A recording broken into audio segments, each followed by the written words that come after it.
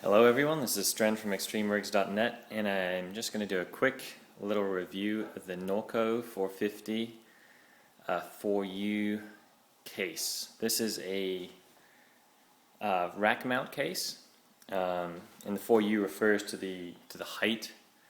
In racks, everything is measured in the unit of size called 1U, which is the height of the unit. So this is 4U, which is pretty much as big as server cases get.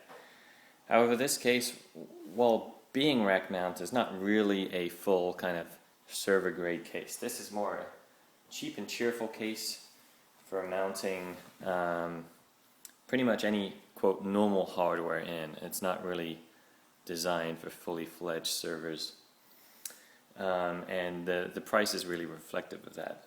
Typically these go for about 80 bucks on Newegg with about $20 of shipping because they're pretty heavy.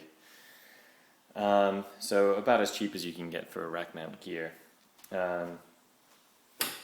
In this case, what we've done is to mount a pretty standard ATX board. This is an X58 Asus P6T board, and you see we just have a standard desktop air cooler on there, and we have a standard desktop power supply in here too.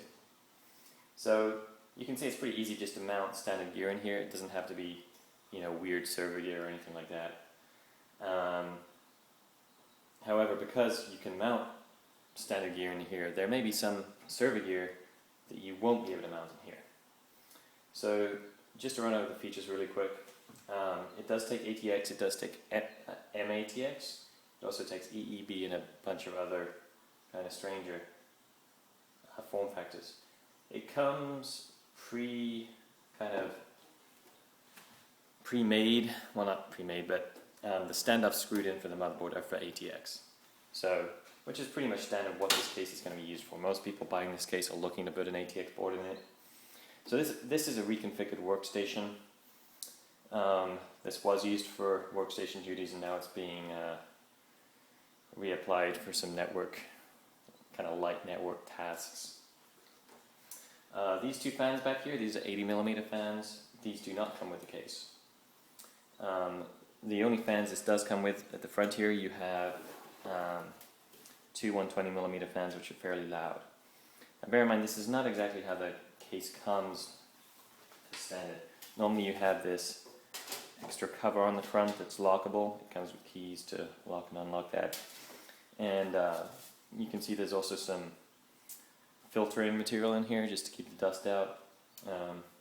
Our server room is pretty clean, and I really want to have quick access to a hot swap bay in here, so I took this off. I'm not going to use it.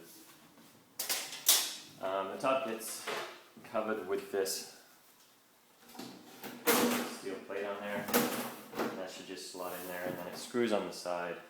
It's pretty easy to use, pretty standard.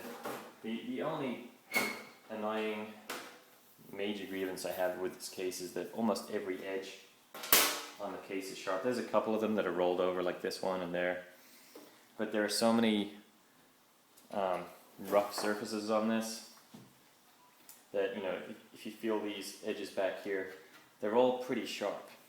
And I already cut myself once on this case, even though I knew, having read reviews on it, that this was the case. So even though I was prepared, I still managed to cut myself on it. So that's how good the workmanship quality is on this case. I mean, it really is a bare, cheap case, and that's kind of what you get when you buy a cheap case. So just to turn this around and show you what else is going on here. At the back you see the power supply, the motherboard tray, and then the standard 7 ATX expansions. And then inside you have two 5 1/4 bays. Then you have a third one here, which looks, it's kind of hard to see, but you can see there's a 3.5 mount in there. So you can use 3.5 bay devices that come out to the front panel, or you can do a third 5 1/4. Then you have 8 spaces for internal drives, and they come with these quick release plastic pegs which just kind of push in the drive and if you want to, you can secure them with a screw there. They just click in like that. And it's not bad for such a cheap case and such a cheap way of doing it. It's actually fairly secure. So it's not bad. The only other slightly annoying thing I found was the, where is it?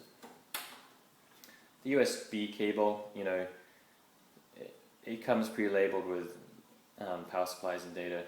However, most boards use a standard 9-pin connector, so you have to go back to your motherboard manual and just figure out how to connect those. If it had a standard 9-pin, it would be slightly nicer, but it's not a big deal.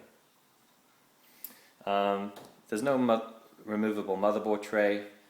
Of course, at this price point, you really wouldn't expect to see that, and that's pretty standard for server rack gear anyway. I haven't yet seen a case that does. So, in summary, it's a cheap and cheerful case. This is not a super micro enclosure or anything like that. And the major criticism I have, apart from the ability to cut yourself at will, is the motherboard tray. It's hard to see, but here's the standoff that they use, and it's very large. I mean, it's at least 3/4 of an inch high. So the motherboard is sitting really high up, and you know that's pretty abnormal compared to most boards which have, you know, say a 1/4 inch standoff. And so that means the board is slightly higher, and now you just see it that basically my CPU cooler is now just like 1/8 of an inch too high for the case. So I mean, I can kind of jam this on, and for this case it's not a big deal, but just bear that in mind. If they lowered that, you'd have more range in CPU coolers.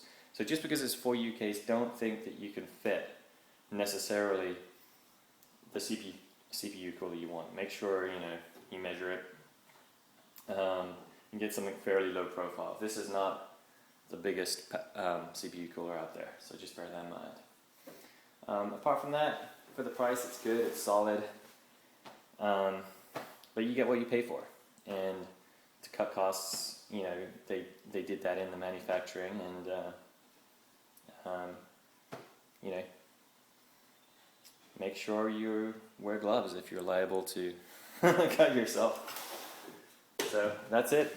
I'll be doing another review soon, and I'll see you all then.